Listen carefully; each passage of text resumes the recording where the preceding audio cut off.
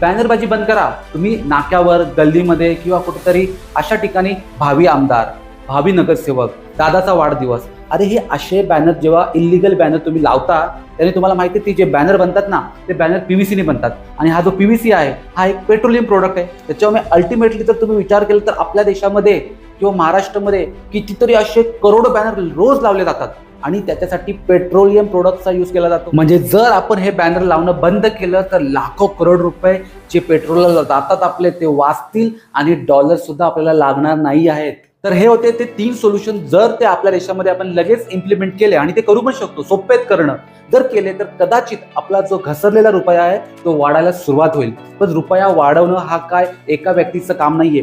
संपूर्ण जनता आणि गव्हर्नमेंट या दोघांनी मिळून रुपयाला पूर्णपणे वाढवण्याचा प्रयत्न केला पाहिजे. आणि मला तर वाटतं की याची जी सुरुवात आहे ती सर्वात अगोदर गव्हर्नमेंटनेच केली पाहिजे, मग जनतेने सुरू केलं पाहिजे. बाकी तुम्हाला काय वाटतं की आपल्या देशाची ही बिघडलेली अर्थव्यवस्था आहे, हिला सुधारण्यासाठी अजून काय काय उपाय असू शकतात? आणि हे गव्हर्नमेंटने जे लोकांना किंवा जनतेला उपदेश दिला आहे हा एक चांगला सोल्युशन आहे की गव्हर्नमेंटने जस्ट एक गेम खेळला आहे? त्यांची जी जबाबदारी आहे ती झटकण्यासाठी मला कमेंट करून नक्की सांगा. आणि हो, हा जो व्हिडिओ आहे तो आपल्या देशाच्या आणि महाराष्ट्राच्या प्रत्येक जागरूक नागरिकाला तुम्ही शेअर करा, कारण की जेव्हा जनता प्रश्न विचारते ना तेव्हाच व्यवस्था बदलते.